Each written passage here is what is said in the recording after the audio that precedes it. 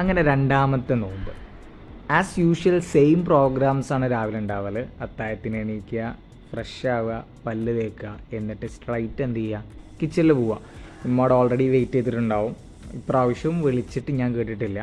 ഭക്ഷണമൊക്കെ കഴിച്ച് കഴിഞ്ഞിട്ട് സ്ഥിരമുള്ള പരിപാടിയാണ് ഒരു പഴം. അത് ചൂടാറ്റ ഞാൻ കട്ട് ചെയ്തിട്ട് ഇങ്ങനെ വെക്കണം.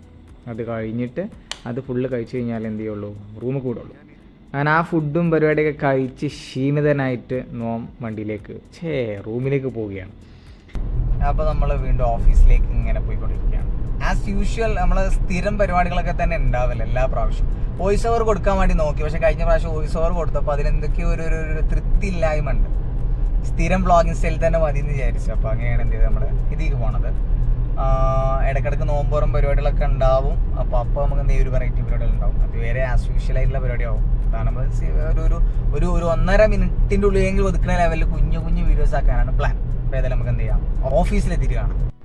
ഒരു ക്ലൈൻറ്റ് മീറ്റിംഗ് ഉണ്ട്. അപ്പോൾ ChatGPT ആയിട്ട് നമ്മൾ എന്തൊക്കെ തരത്തിലുള്ള ക്വസ്റ്റ്യൻസാണ് ചോദിക്കേണ്ടത്, ആൻസേഴ്സ് എങ്ങനെയാണെന്നുള്ളതും ആ കമ്പനീനെ പറ്റിയുള്ള റിസർച്ചുമാണ് നടത്തിക്കൊണ്ടിരുന്നത്. 2:30 മീറ്റിംഗ്. ഓൾമോസ്റ്റ് ടൈം ആവാനായി. നമ്മുടെ കോൺഫറൻസ് റൂമൊക്കെ സെറ്റ് ചെയ്തിട്ട് ഇവിടെ ക്ലൈൻറ്റ് മീറ്റിംഗ് നടന്നുകൊണ്ടിരിക്കുകയാണ്.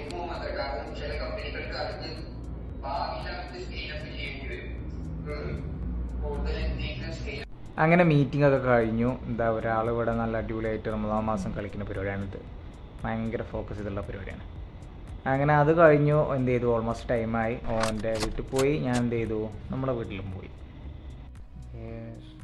പൊരിക്കടി ഉണ്ടാവില്ല എന്നിട്ട് പൊരിക്കേണ്ട എണ്ണം കൂടുണ്ടല്ലോ അമ്മ. അങ്ങനെ ബാങ്ക് കൊടുക്കാൻ ടൈമായി. അപ്പോൾ എന്ത് ചെയ്യുക, നേരെ കിച്ചണിലോട്ട് പോകാം. ഇവിടെ ഈത്തപ്പഴം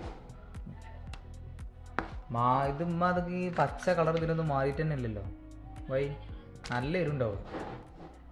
അങ്ങനെ നിസ്കാരമൊക്കെ കഴിഞ്ഞു. അതിലൊരു ടീമിന് 2-3 ടീമിന് കോഡ്സൊക്കെ റെഡി ആയി കൊടുക്കാണ്ടായിരുന്നു പാക്കേജിൻ്റെ. അപ്പോൾ അങ്ങനത്തെ വർക്കുമൊക്കെ ഇരുന്നു. അത് കഴിഞ്ഞതിന് ശേഷം ഈശാ നിസ്കരിച്ച് കഴിഞ്ഞു. ഇനി അടുത്ത പരിപാടി പറഞ്ഞു കഴിഞ്ഞാൽ ഉറക്കം. സോ അടുത്ത വീഡിയോ ആയിട്ട് നാളെ കാണാം.